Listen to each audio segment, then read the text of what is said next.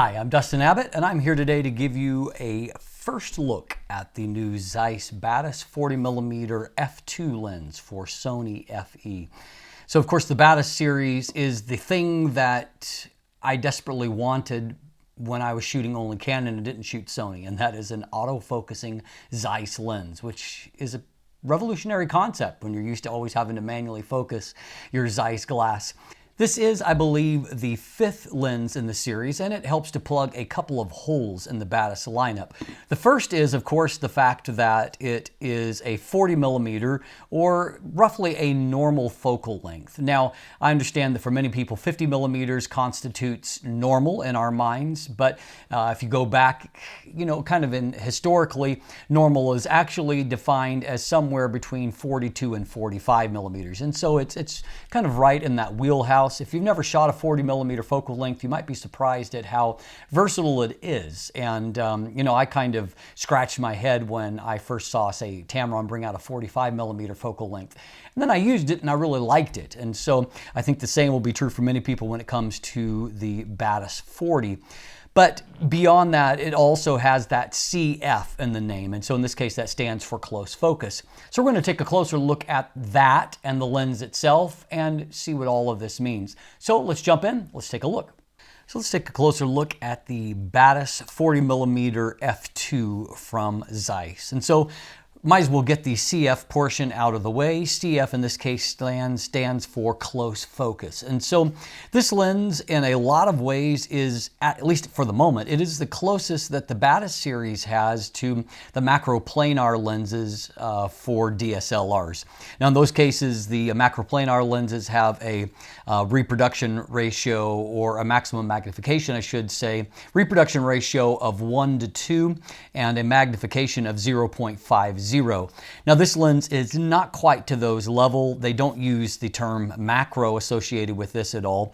And of course, people already debate whether a 1:2 ratio constitutes macro, but in this case they call it close focus because it does have the ability to focus down much closer than equivalent lenses and have a higher reproduction ratio. In this case, we have a reproduction ratio of 1 to 3.3, or a 0.30 times magnification. So closer, not quite, but closer to 1/3 rather than 1/2 life size compared to the macroplanar lenses, but certainly enough to be very, very useful. And so as a byproduct of that, there is a switch on the barrel of this lens, whereas there's not on other Batis lenses, and that in this case is a focus limiter that recognizes the fact that, if you're not wanting to use that that very close area, and so in this case 40 centimeters, 0.4 meters to infinity, you can go to that middle position, and thus you're eliminating a lot of the focus range out of the equation, and so you can focus more quickly.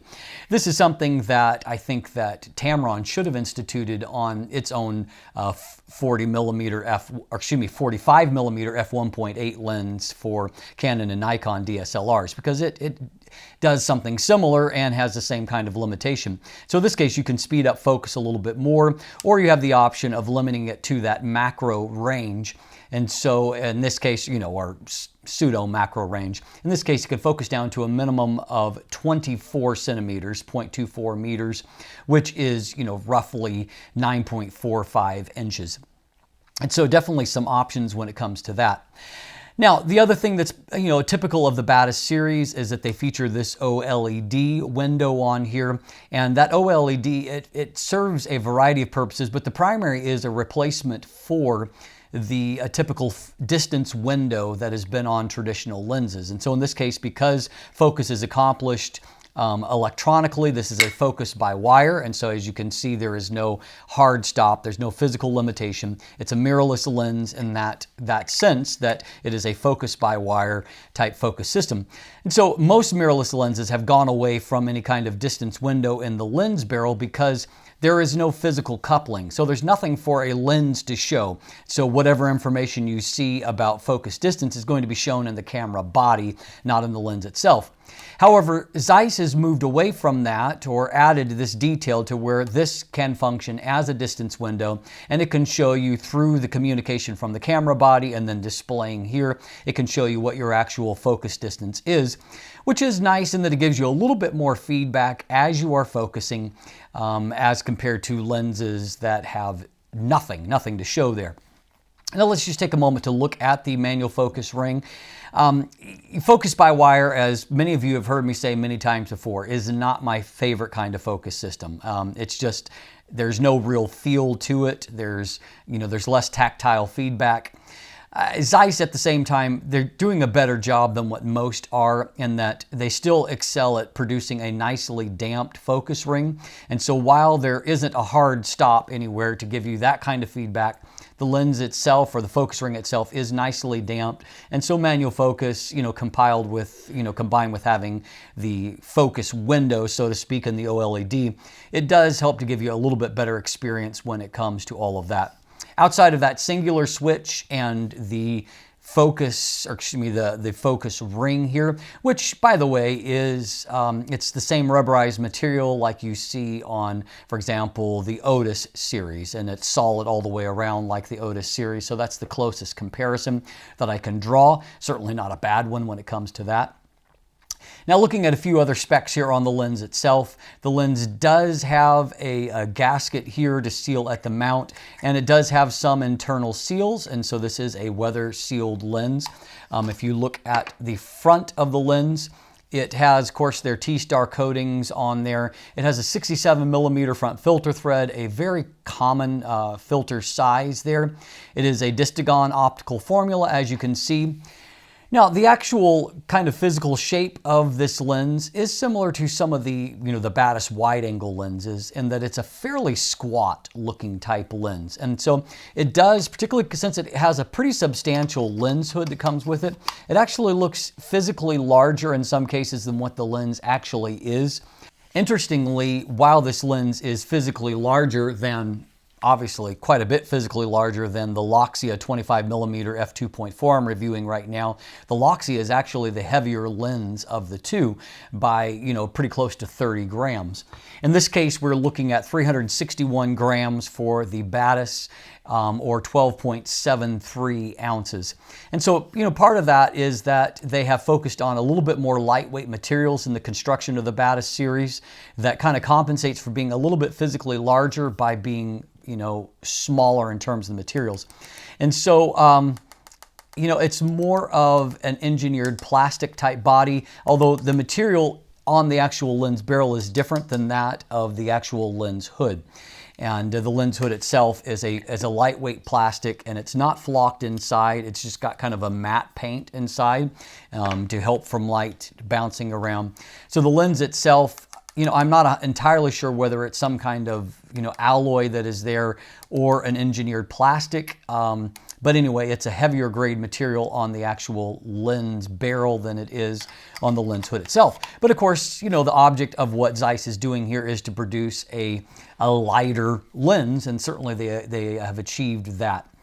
In terms of the physical dimensions of the lens, it is 3.58 inches or 91 millimeters in diameter versus 3.66 inches or 93 millimeters in length. So it is basically, almost, 93 millimeters versus 91 millimeters. So it is almost as wide as it is long. And so that explains the squat profile that it presents. Now, a couple of other things to note here. Like most of the Batis series outside of the 135 millimeters, it does not have image stabilization. It relies on the in-body image stabilization or steady shot if your camera happens to feature that. Like all the other Batis series, it is designed solely for Sony FE. So this is a full frame E-mount lens. So Sony only, unfortunately. It is an autofocus lens, and of course right now Sony is the only platform where Zeiss is making autofocusing lenses, and yes, it is fantastic to have Zeiss optics with autofocus, and it's something that is a somewhat of a compelling reason to make the switch to the Sony platform. And so finally, when it comes to the price of this lens is not cheap. It's $1,299.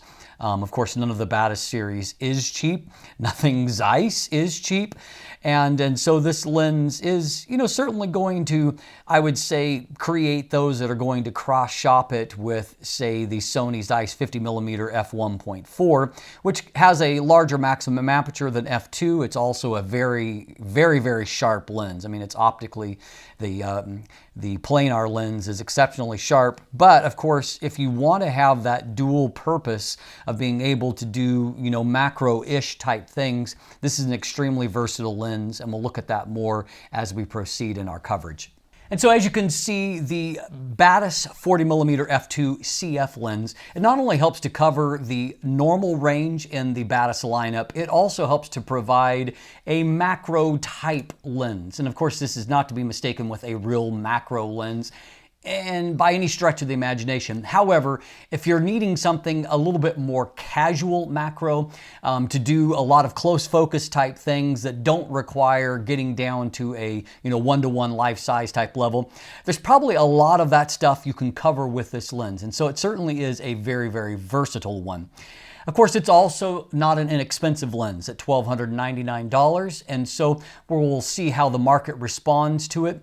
But we'll be jumping in and taking a closer look in our next episode at the image quality and taking a look at the different kinds of images that you can shoot with the lens. I was able to take it with me on my recent trip to Arizona, so I've got a wide variety of stuff that I have covered, both Canadian stuff more locally, and then also things shot in the desert. And so a lot of beautiful images that I'll have to share with you as a part of that.